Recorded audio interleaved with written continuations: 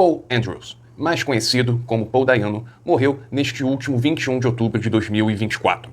Infelizmente, a sua passagem ao mundo astral não pegou ninguém de surpresa.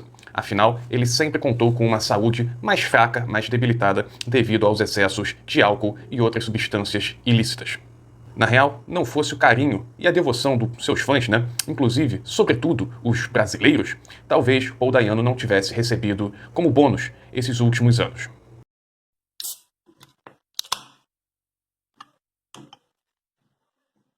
Bem, se você caiu de paraquedas aqui nesse vídeo sobre o falecimento de Paul Dayano e aqui, do Boteco Rock, meu nome é Hugo Medeiros, eu sou responsável por criar alguns conteúdos musicais que, pelo menos, eu espero que sejam relevantes para uma ou duas pessoas. O Boteco Rock esse que não é monetizado por nunca ter conseguido atingir as metas, as condições, os pré-requisitos exigidos pelo YouTube. Portanto, se você acha que esse trabalho aqui vale alguma coisa, tá aqui o Pix, aqui embaixo, contato bluesrock@gmail.com. Contato bluesrock@gmail.com. Mas se você acha que não merece um tostão, ou se você não tem condições, tá tudo bem, a vida segue. O meu trabalho com música é mero hobby, afinal eu sou professor de geografia e pesquisador musical.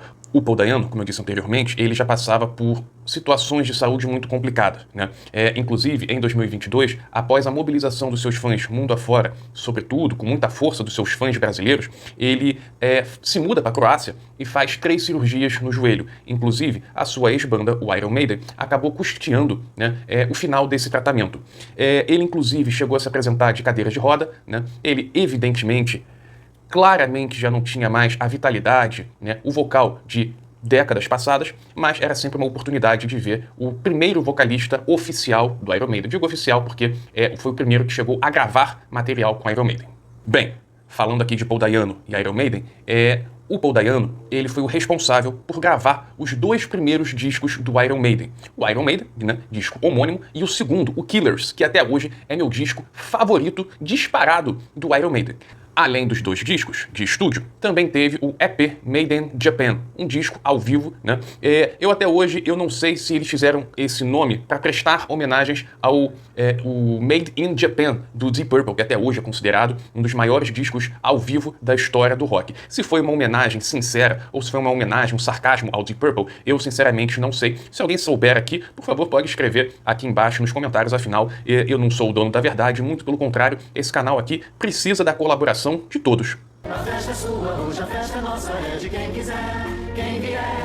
O Paul Dayano era um vocalista que tinha um potencial absurdo, um cara que era para ter um patamar muito maior dentro da história do rock, mas que infelizmente se perdeu nos excessos do álcool e das drogas ilícitas. Inclusive, aqui no Boteco Rock, em 2022, chegamos a fazer um programa especial para falar um pouquinho do Iron Maiden do período Paul Dayano. Eu vou colocar aqui como sugestão no vídeo e também, para quem quiser, o link vou colocar na descrição desse vídeo. Tá uma discussão bem bacana. Infelizmente, o projeto de um podcast do Boteco Rock não vingou. Vida que segue. Por que eu gosto tanto do Paul Dayano no Iron Maiden? O que mais me atrai no Iron Maiden do Paul Dayano, na verdade, estou falando Paul Dayano é Paul Diano, na verdade, Esse Dayano é como nós brasileiros nos referimos a ele, Paul Diano. Peço essa correção aqui, peço desculpa. O que mais me atrai nos vocais do Paul Diano, no Iron Maiden, é que ele trazia uma pegada suja, uma pegada punk, uma coisa mais gritada, e que isso foi se perdendo com o Bruce Dickinson, com a entrada do Bruce Dickinson.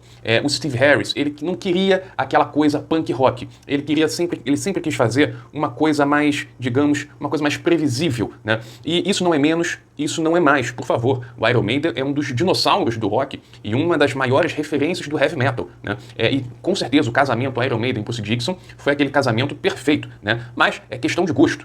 É apenas uma questão de abordagem. Eu sempre preferi mais aquela abordagem daquele baderneiro beberrão dos subúrbios londrinos, porque eu digo aqui sem pestanejar, o Killers é... Fato é que aquela postura troublemaker, do Paul Diano, sempre foi incompatível com o pensamento, com o desejo mais sistemático, organizado, empresarial do baixista e sempre, claro, o líder da banda, o Steve Harris.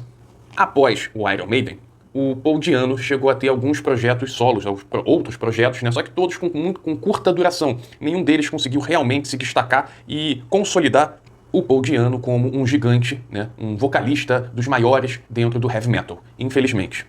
No início da década de 90, ele gravou dois discos bem legais de hard rock, né? Um hard rock mais autentista, que não tinha muito nada a ver com metal, com o Dennis Stratton, né? O The Original Iron Man 1 e 2. O Dennis Stratton foi também um músico, um guitarrista que passou pelo Iron Maiden em 79. E, de fato, ele apenas passou. Ele teve curtíssima duração na banda e ele daria lugar justamente ao Adrian Smith, que entraria na banda como segundo guitarrista e que, de fato, caiu como uma luva na formação do Iron Maiden. Agora, gravou esses dois discos. E vejam como a carreira do Paul Dayano é cheio dessas aspas. O que acontece? A verdade é que em 1990, o Paul Dayano estava completamente quebrado de grana. E o Dennis Stratton estava meio que de saco cheio da banda que ele estava tocando, o Praying Mantis. E agora eu vou ler aqui um trechinho do site Iron Maiden Brasil, que faz um trabalho primoroso em relação a tudo referente ao Iron Maiden. Nessa mesma época, ainda em 1990, Paul Dayano estava financeiramente quebrado e Dennis, apesar de acabar de conseguir uma posição segura no Praying Mantis, desejava fazer algum projeto diferente. Assim, Leah Hart, vocalista do Fastway, entrou em contato com ambos para gravarem algumas demos e lançarem futuramente. Stratton aceitou e gravou guitarras e vocais, assim como trouxe algumas composições próprias. Dayano também cantou em algumas faixas. Com essas gravações em mãos, Hart esperou o momento certo para mixar aquele material e o lançou em 95 e 96, que são esses discos The Original Iron Man 1 e 2.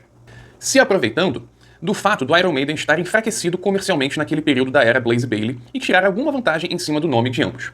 Os dois integrantes sequer se encontraram em suas gravações. O fato é que eles foram enganados, não receberam qualquer dinheiro, e apesar dos discos não terem vendido grande coisa, Leah Hart embolsou o que deu. E os dois discos, The Original Iron Man 1 e 2, nada mais foram do que um embuste para enganar os fãs.